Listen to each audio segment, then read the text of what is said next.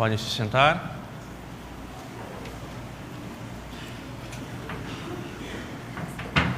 Sobre o Evangelho, deixaremos o comentário, o sermão para o ano que vem. Fiquemos com a epístola de hoje, porque ela é muito propícia.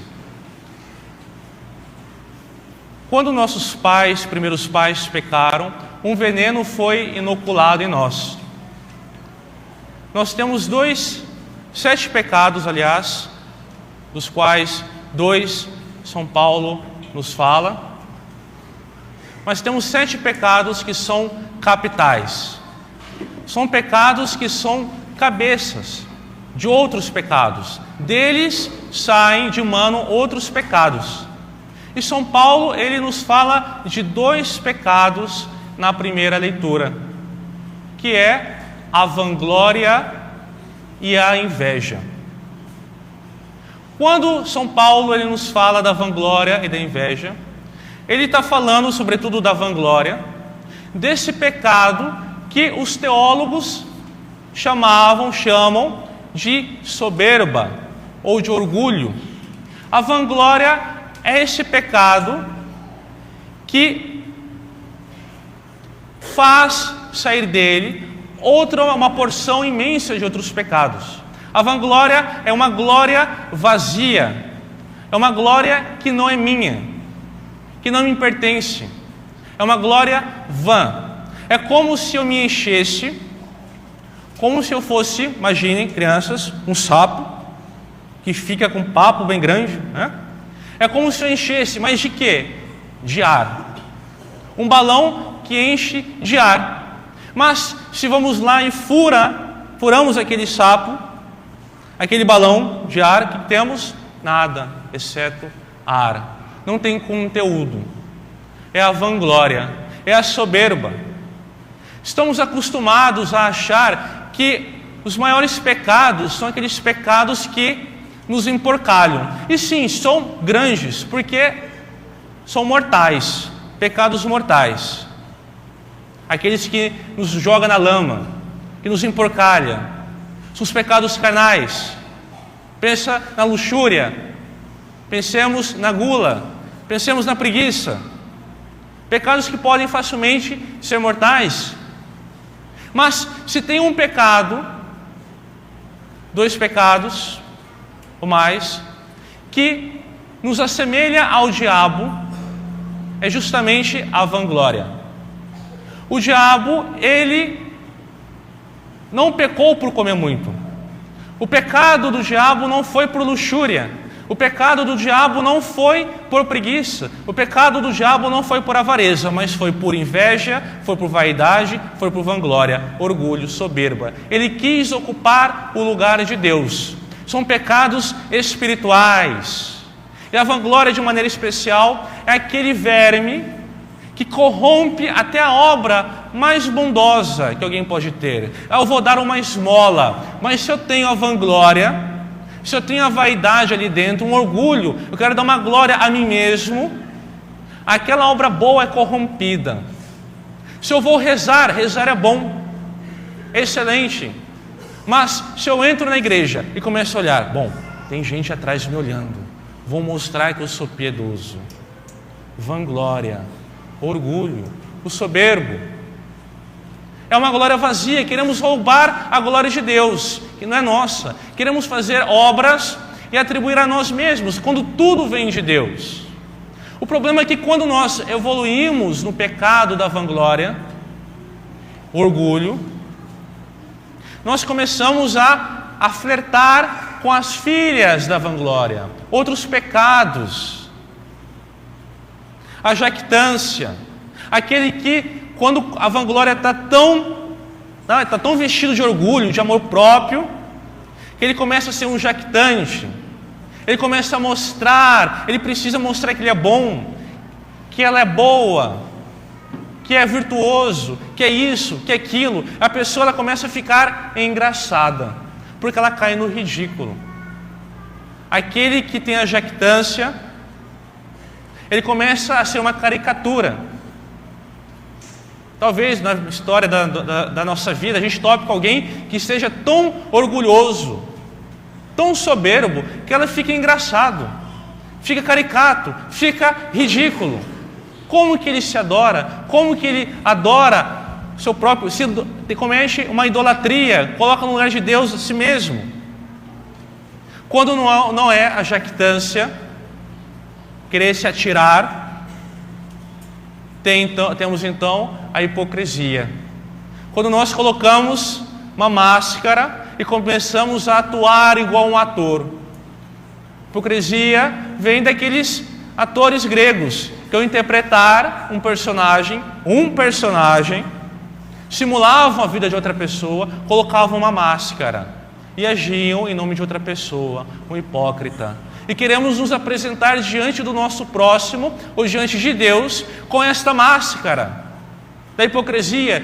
Sou em casa de uma maneira, na rua sou de outra, e com Deus sou uma outra pessoa completamente diferente. Vanglória, glória vazia, corrompe até as melhores obras. Toma, Senhor, os melhores frutos que eu posso oferecer, mas Deus que vê tudo completamente, Ele vê que dentro daquela fruta que pode estar oferecendo, dentro daquela goiaba, tem um verme que está comendo por dentro, estragou. Deus rejeita, porque são obras do orgulhoso. Se a vanglória nos joga lá em cima, nos ergue num patamar, ou melhor, nós nos colocamos num patamar, no lugar de Deus, nos assemelhamos ao diabo, que queria tirar Deus do seu trono. Se a vanglória nos coloca lá em cima, soberbo, a inveja vem e nos pega e nos atira no chão. Se a vanglória, esse desejo desordenado da nossa própria excelência, da nossa própria glória, a inveja, essa tristeza que eu tenho quando eu vejo a glória do outro.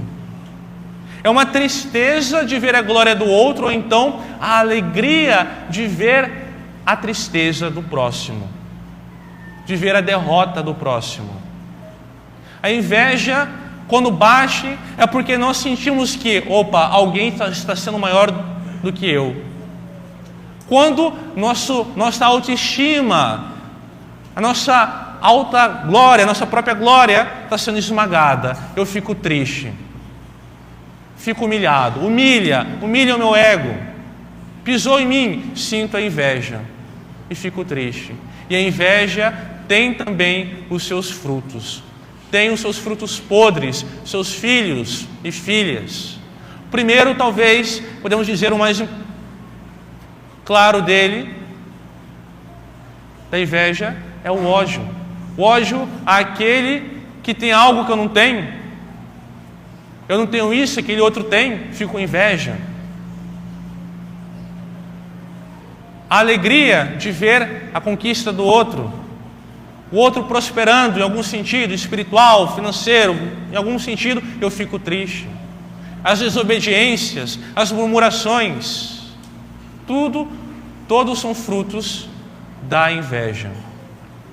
São Paulo diz claramente, de Deus não se zomba. De Deus não se zomba, porque nós queremos nos apresentar muitas vezes diante de Deus com esta máscara de hipócrita ou com esta jactância. Muitas vezes os nossos pedidos, a nossa oração não é atendida, é uma oração péssima, porque ela é corrompida. Nos apresentamos diante de Deus com tanta glória pessoal. Queremos ensinar Deus a nos dar aquilo que nós queremos. Deus, faça isso, faça assado. Eu sei mais do que o Senhor. Roubo a glória de Deus. Me apresento diante de Deus com esta máscara, querendo enganar a Deus, mas Deus é aquele que nos atravessa até o fundo da nossa alma e conhece a maldade do nosso coração. Queremos fazer a oração daquele fariseu. Senhor, sou aqui, sou filho amado, que é muito bonito, que reza, que é da associação tal, que reza o terço, olha para mim, seja favorável. Pode estar cheio de orgulho. Deus não atende. Deus resiste ao soberbo. Não olha para a oração do soberbo. não se revela ao soberbo. Ele ignora, porque é soberbo. Muitas vezes Deus nos manda situações da vida justamente para nos ensinar a baixar a nossa glória. Deixar Deus ser maior em nós. É preciso que Ele cresça e eu diminua. Um dia nos apresentaremos diante de Deus, e Deus é terrível. Nos apresentaremos diante do tribunal terrível de Deus, não porque Deus é mau, porque estaremos diante daquele que tem o poder de nos tirar a vida. Diante daquele que não é mau, que é bondoso, mas é terrível porque é assombroso estar diante daquele que nos deu a vida e pode num instante, num sopro, nos tirar. Diante daquele que nos criou, mas poderia não ter nos criado. Ficaríamos na inexistência, no não ser, talvez na possibilidade.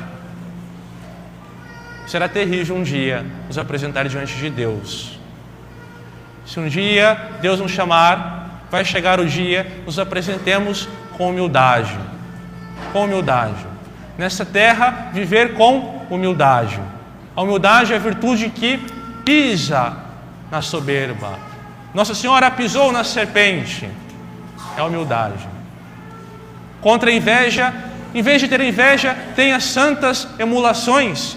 Eu admiro a qualidade do meu próximo. Desejo ser parecido, então superar.